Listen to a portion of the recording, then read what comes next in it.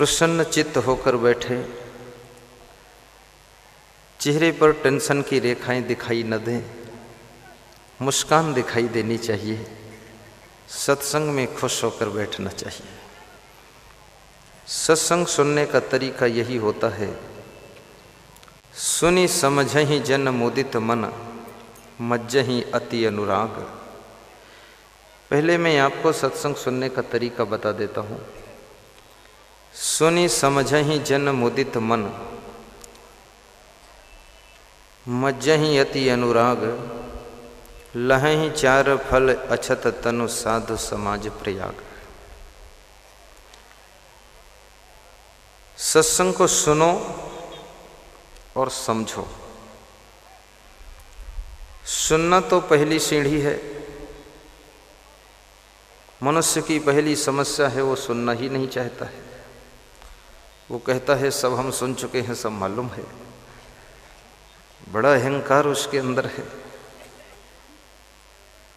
तो तुलसीदास कहते हैं सत्संग की प्रथम सीढ़ी है प्रेम से सुनना, श्रवण। दूसरी सीढ़ी है मनन, उसको मनन करो, समझो। सुनो तो 3 घंटे, समझ न पाओ 3 मिनट का भी तो कोई मतलब नहीं निकला है।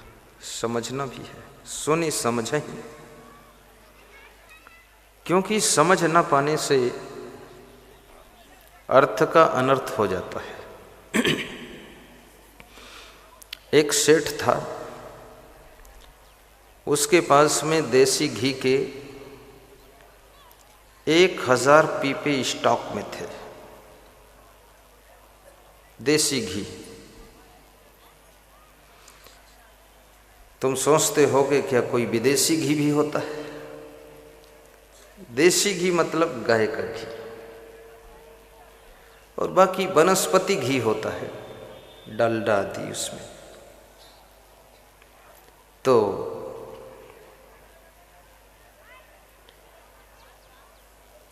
सभी सेठ लोगों ने स्टॉक देसी घी का इकट्ठा कर लिया। तो एक सेठ ने 1000 पीपे स्टॉक किया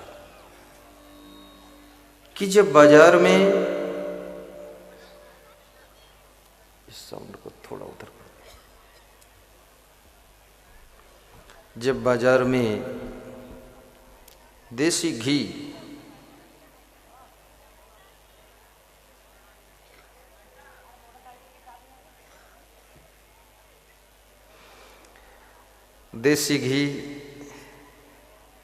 कम हो जाएगा तो कीमत बढ़ जाएगी।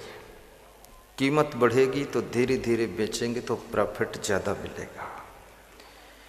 मनुष्य का दिमाग बहुत चालाक है, कहाँ से गड़बड़ कर दे कुछ पता नहीं है। देसी घी स्टॉक में इकट्ठा हो गया, मार्केट में कम हो गया। किसी वस्तु की कीमत अर्थशास्त्र में पढ़ाया जाता है, इकोनॉमिक्स में।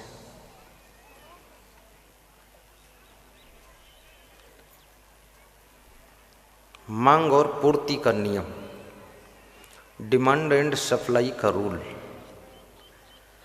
तो वो रूल जो है कि जिस वस्तु की मांग बढ़ती है और सप्लाई कम हो जाती है तो उसका प्राइस बढ़ जाता है, कीमत बढ़ती है।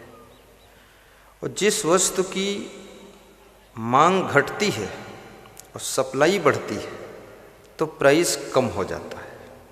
जैसे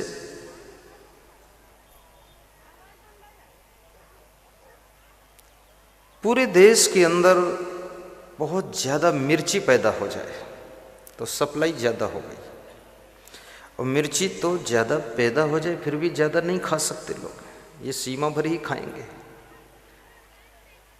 तो इसकी अगर मांग कम हो गई तो कीमत गिर जाएगी।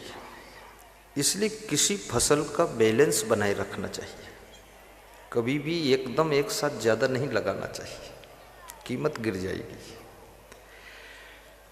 तो मार्केट में देसी घी की मांग बढ़ गई और सप्लाई घट गई तो कीमत बढ़ गई। सरकार तक तख्ता हिल गया। सरकार कोई बुद्धिमान थी, आदेश दिया कि जिसके स्टॉक में 10 पीपे से ज़्यादा घी मिल जाए तो जितने पीपे ज़्यादा हो उतने महीने जेल में रखा जाएगा। तो सारे सेठ लोगों का जो फायदा था ना वो नुकसान में बदल गया, सब डर गए। तो जिस सेठ ने 1000 पीपे घी जमा किया था, स्टॉक किया था, उसने रातों रात नौकरों को बुलाया, मजदूरों को बुलाया, कर्मचारियों को बुलाया और कहा कि पीछे हमारा खेत है, उस खेत में गड्ढा खोद करके ये सब घी डाल दो, सुरक्षित। बोले ठीक।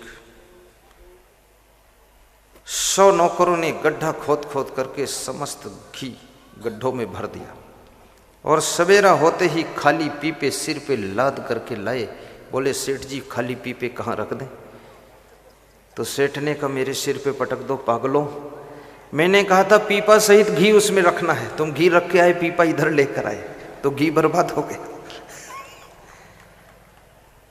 अब सुना तो क्या, समझा क्या, किया क्या, घी बर्बाद कर दिया। ऐसे सत्संग में संत जी क्या कहते हैं? किसी संत ने कहा एक एक चीज सबको छोड़ना है, आज एक एक बुराई छोड़ना है। सबका नंबर आया, किसी ने बीड़ी छोड़ा, किसी ने सिगरेट छोड़ा, किसी ने मांस मछली छोड़ा, किसी ने अंडा छोड़ा, किसी ने चोरी छोड़ा, किसी ने गाली देना छोड़ा। तो एक आदमी का ऐसा नंबर आया तो सोच में पड़ गया मैं क्या छोड़ूं? तो उसने कहा आज से मैं आपका सत्संग ही छोड़ देता हूं, बात खत्म।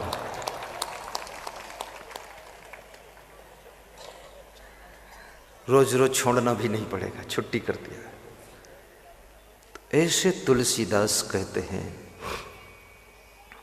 सुनी समझें, सत्संग को ध्यान से सुनो और फिर उसको समझो कि गुरुजी क्या सुना रहे हैं, क्या समझा रहे हैं।